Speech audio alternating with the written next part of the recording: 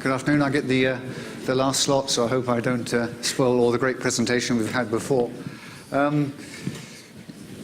Change, disruption, opportunity, finding the new edge. Hearing the panel before about finding the new core, I think what I do in my daily job is find the new edge, which might become the new core tomorrow. And I just want to explain or share with you some of the perspectives we've got in my part of the industry. So, a bit of a straight-up consulting side at the front there. The speed of change, we all know it's increasing there. On the left-hand side, I just will pick two industries that have been particularly part of my life. That's computing and communications, be it TV or telephone. We had Alexander Graham Bell on earlier on. That's why I knew the answer to that question, because I was looking at it at the weekend.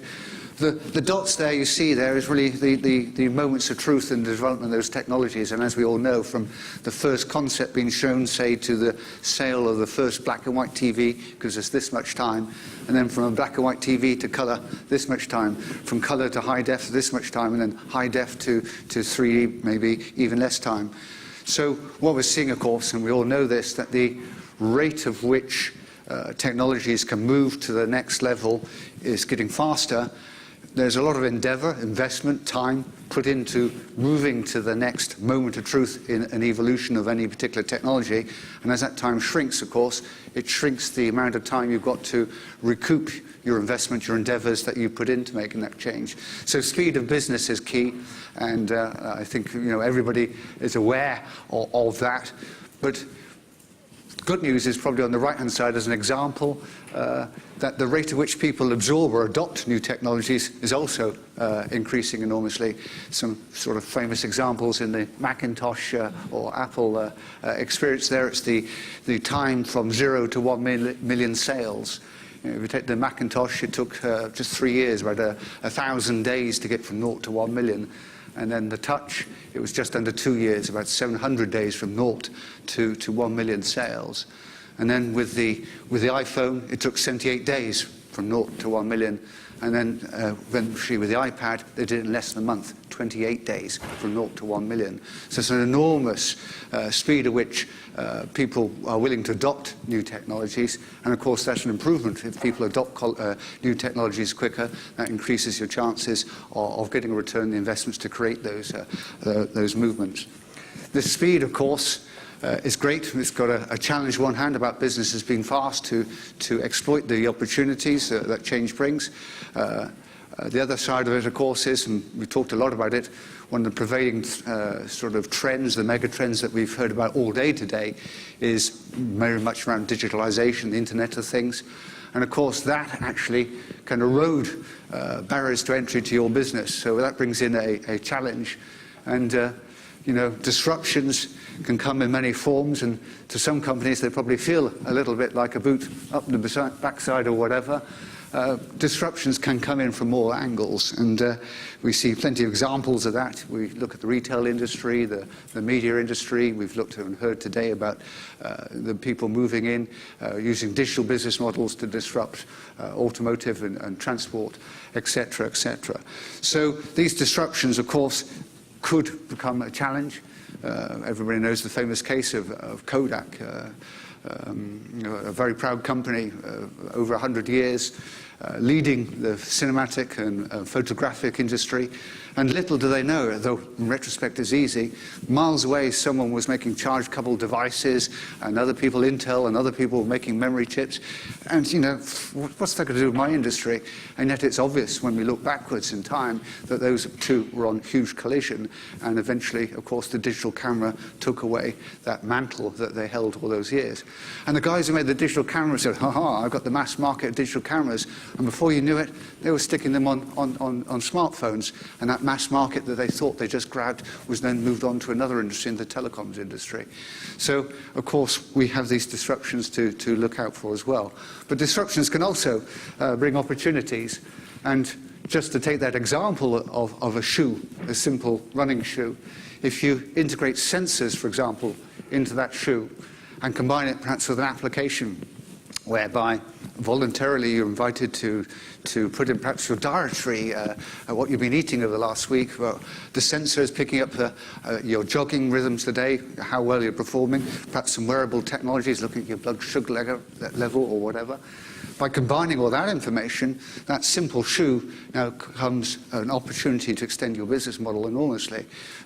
The shoe manufacturer, for example, could even recommend through the application particular types of high-protein food, for example, and earn money in that way. Think about all the time and effort that the jogger puts into loading his data into that application or her data into that application. When the shoes run out, they'd probably go and rebuy the same make of shoes because the sensors in that same make of shoes will still be able to exploit all the data that they'd stored in that application. So you actually get some stickiness to the customer because going from a shoe without sensors to a shoe with sensors actually increases the propensity of that jogger to buy that same product again next time. So there's many opportunities, of course, that can come through these disruptive forces. And really, that idea of the shoe becoming intelligent influences some of the things in industry where I'm working, where we're looking at disruptive opportunity. And I won't go through all these in detail there, but just some sort of iconic pictures of some of the things that are disruptors, which we think are opportunities for our industry. Adaptive layer manufacturing, a sort of a posh word for 3D printing, but take it to space. This has enormous opportunities for us. For those who know, you build a satellite, and the core of the satellite is quite a rugged thing. It's a metal box with some computers in or whatever. But also, to make it work in space, it has a beautiful and delicate 15-meter antennae, for example. And that antennae, unfortunately, we can't fit it inside the rocket when it's 15 meters, so we have to fold it up nice and small. We stick it into the rocket that's going to take it up there. For 3 minutes of its 15-minute life, it goes through missile launch conditions, just for 3 minutes. It then spends 15 years in space in that beautiful, delicate environment. The amount of time and effort and engineering we have to put into making that delicate creature, that antenna, survive its 3 minutes, just 3 minutes out of 15 years, it's disproportionate. So if we could actually launch the heavy, strong satellite into space and then 3D print the antennae in space, we can cut out a lot of the costs of building that satellite and put it in space, as one example. The next one over, if you look at of course, we do a lot of manufacturing. Unlike the car industry, though, we're not in huge volume manufacturing, so we're still in large serial production. So we have to spend a lot of time and energy on advanced manufacturing techniques in that sort of niche, making 650 aircraft a year, not 650 cars per day. So we have a different set of challenges in our automation there. And we see a lot of technology now, which we're developing as well, where we can put in the production, the process, in process control that not only tells us when bits and pieces have been made well or not so well, but it actually feeds back through to all the machinery that's building those things and corrects mistakes almost before they happen now. And that's where the Internet of Things is coming into some of our production facilities. And it's a huge advantage now when you store that sort of data and able to spread it around the manufacturing processes in real time. Global situational awareness, whether it's in the military sense or the civil aircraft sense. We saw wonderful things about how fast networks are getting. Connectivity is pervasive everywhere, in space as well as on ground. And really now we've got the ability to collect from all those flying machines huge amounts of data wherever they are in the world, and that data becoming a data pool, again a bit like the shoe example, putting sensors, putting it to data, feeding it back to the operation of the aircraft, improves the overall performance and experience for our customers who use those products. And I also quite enjoyed today quite a lot of talk about automotive and city congestion. I've worked the last 2 years in Paris, and I'm not surprised everybody uses public transport there, because trying to drive around Paris is a nightmare at the best of times. But at the moment, city transport systems are two-dimensional. They're along the ground. Clearly, we have aspirations that as cities grow upwards, three-dimensional transport will be possible. So we're looking at a whole load of opportunities there in terms of what we can do with using the Z-axis a little bit more intelligently, even within the city areas. You've obviously all heard about people like Amazon doing parcel delivery with drones. Again, if you take traffic off the roads delivering things and it's flying using the Z-axis, you can reduce congestion there. Next one around there is around smart energy. We make a lot of transport vehicles which are energy intensive, and of course we have a huge interest in diversifying our energy, again, our energy systems, our power systems, just like the automotive industry, we too. Hydrogen is an enormously useful transport medium for energy. It's the third most abundant element on Earth, and it's got a huge calorific value and very lightweight. There's tons of opportunities with using that. And then finally around, again on the same theme there, of course, look at what we're doing in terms of electric propulsion for aircraft. Again, battery or hydrogen. These are both sort of new opportunities that are coming in. Could be considered disruptive, but indeed we see plenty of opportunities for extending what we do with those products using those disruptions. Coming a bit more closely to me, this is a bit more simple. This is my water tank diagram. Blue is cold, red is hot. But what we're trying to do there is, inside Airbus Defence and Space, how can we move faster to capture these opportunities which we know get closer and closer together as the evolution steps get closer together. So, by harnessing what capabilities we have with these disruptive opportunities and moving quickly is key. So on the left-hand side there, the company's main thrust, its core business, of course, it has R&D, feeding into capabilities that feed into our products, going to our cores today, our core products portfolio today. And of course, all that innovation is directed towards that. There's a huge amount of money we spend on putting this new technology into these products and services. And what I do and what we have set up in more recent times is this business incubator where we can tap into that technology at a certain level of maturity, not cold, not hot, but some right level of maturity, and look at opportunities with other people, and I'll come to that in a moment, about ecosystems, and seeing what capabilities that they have, combine them with our capabilities, and create new opportunities, new businesses for stuff that we spent a large amount of money developing for a particular purpose, which could, if repurposed slightly, fit other markets and opportunities. So my mission there is on the left in terms of what we're trying to do is to take technology from or capabilities, which is a broader word, taking capabilities from the division to new markets not traditionally served.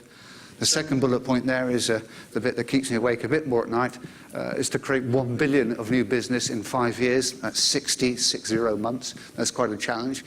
Good news is we've got a lot of technology there, and we've got a lot of disruptive opportunities over there. But to do that, we've set up a very creative environment.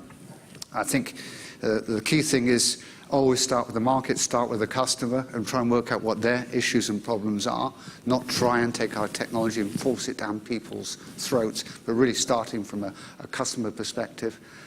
We're very solution-centric. What we've set up, and we've got some very, very good facilities not far from this place, where we are able to very rapidly create a customer meaningful demonstrator of whatever new thing we want to do. And really what we try to do is, rather than get perfection in day one, we'd rather have half of it working and half of it probably still held up with magnets and sticky tape, but to demonstrate that with the customer very early in the process and get them to co-create the final X% of whatever that product and services is. And this way shortens the innovation times enormously. Airbus is a very proud and technical company, and quite rightfully so, but there is a tendency for people to huddle away for years and years and years creating something and go, ta-da! And the customer says, oh my God, what the hell is that? Why didn't you speak to me earlier? And that's exactly what we try to do. So we set that up. I think the other thing as well, which has also been mentioned today, is, and that's probably why I asked my question for the panelists before, is clearly if you're going somewhere new, trying to find a new competitive edge, to think you can do that all inside your own ecosystem, your own company ecosystem, for me, it doesn't work. You need to have, and we've heard about crowdsourcing and those other models, you need to have a much more partnership approach towards the people who are suppliers, become your industrial partners. And of course, startups, we've heard a lot of talk about that today. Indeed, of course, we do look around with the young startups to see whether they could look at things in a completely different way to we would. And we actually let them see an awful lot of our stuff.